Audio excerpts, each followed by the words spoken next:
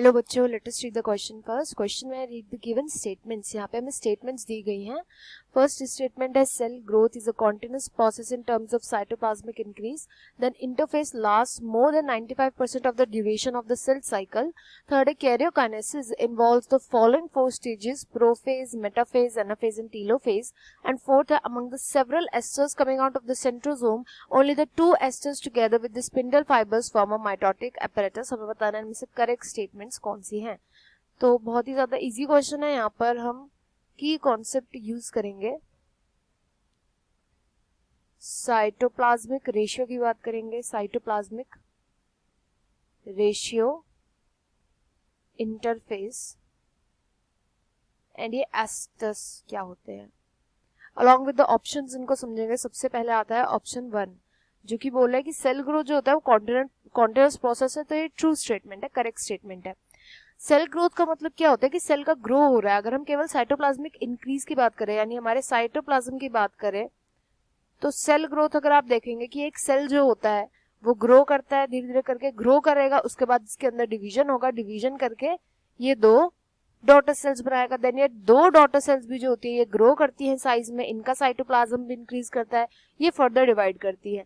तो ऐसे करके ये प्रोसेस जो होता है कंटिन्यूअसली चलता रहता है, कंटिन्यूअस साइकिल की तरह चलता रहता है. एंड साइटोप्लाज्म का अगर हम फर्स्ट पेरेंट के हिसाब से अगर हम कंपेयर करें तो रेशियो जो होता है ये हमेशा इंक्रीज करता रहता है. तो रेशियो के अगर हम टर्म्स में बात करें तो सेल ग्रोथ जो है वो एक कंटिन्यूअस प्रोसेस है, चलता ही रहता है. तो इसलिए फर्स्ट स्टेटमेंट करेक्ट स्टेटमेंट हो जाएगा. सेकेंड स्टेटमेंट में बोला गया है इंटरफेस जो होता है it last more than 95% of the duration of cell cycle. Interface वो प्रिपरेटरी फेज होता है या प्रिपरेशन वाला फेज होता है जहां पर सेल खुद को डिवीजन के लिए प्रिपेयर करती है. सेल डिवीजन के लिए प्रिपरेशंस होती है सारी.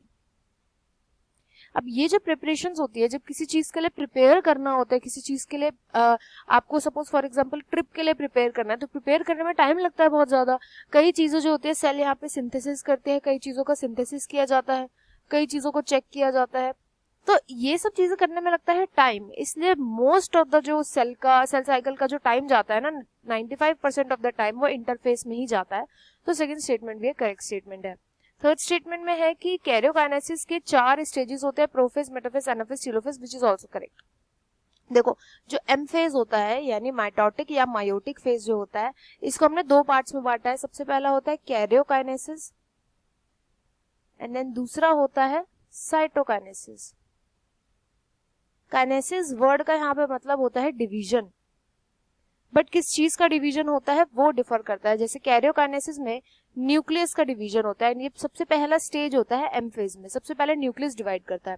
जब न्यूक्लियस डिवाइड कर रहा होता है तो इसमें आता है प्रोफेज, मेटाफेज, मेटाफेज के बाद आता है एनाफेज एंड देन लास्ट होता है टीलोफेज. एंड साइटोकाइनेसिस में क्या होता है, साइटोप्लाज्म का डिवीजन होता है. तो जो यहाँ पे थर्ड स्टेटमेंट में बात बोली गई है कि कैरियोकाइनेसिस में 4 स्टेजेस होते हैं, that statement is also correct. इसके बाद लास्ट में बोला गया है एस्टर्स की बात करी गई है फोर्थ ऑप्शन में. तो देखो एस्टर्स क्या होते हैं पहले हम ये देख लेते हैं. स्टेटमेंट में बोल रहा है कि सेवरल एस्टर्स जो कि सेंट्रोसोम से आते हैं इनमें से केवल 2 एस्टर्स स्पिंडल फाइबर के साथ माइटोटिक एपरेटस को फॉर्म करते हैं. तो ये भी एक करेक्ट स्टेटमेंट हो गई. देखो जो आपको ये छोटी छोटी लाइनें दिख रही है इन्हीं को हम एस्टर्स बोलते हैं. ये स्टार शेप का जो स्ट्रक्चर होता है इन्हीं को हम एस्टर्स बोलते हैं. ये पूरा जो होता है ये क्या होगा, सेंट्रोसोम हो गया. सेंट्रोसोम, ये जो सेंट्रोसोम होता है इसके थ्रू एस्टर्स निकलते हैं. ये एस्टर्स क्या करते हैं, इनका मेन फंक्शन होता है ये जाकर के काइनेटोकोर से तो अटैच नहीं करते, बट ये जो सेंट्रोसोम होते हैं इनकी पोजीशन, ये सेंट्रोसोम की जो पोजीशन होती है इसको करेक्ट रखना. सेंट्रोसोम की पोजीशन को करेक्ट रखना कि ये सेंट्रोसोम जो है ये अपनी करेक्ट पोजीशन पर रहे, प्रॉपर डिवीजन जो हो जाए, सेल का जो सेपरेशन होता है क्रोमोसोम का या क्रोमैटिड्स का वो अच्छे से हो जाए. ये सब ध्यान रखने की जो चीज होती है वो सब एस्टर्स करते हैं.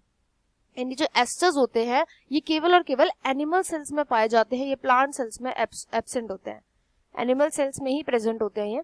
एंड स्पिंडल फाइबर के साथ 2 एस्टर्स मिलकर के 2 asters along with the spindle fibres, ये स्पिंडल फाइबर्स ये बनाते हैं माइटोटिक एपरेटस. तो ये स्टेटमेंट भी यहाँ पे करेक्ट दिया गया है. इधर हमसे करेक्ट स्टेटमेंट्स पूछी थी तो यहाँ पे राइट आंसर हो जाएगा option 4, 1, 2, 3 and 4. I hope you understood well. Best of luck and thank you.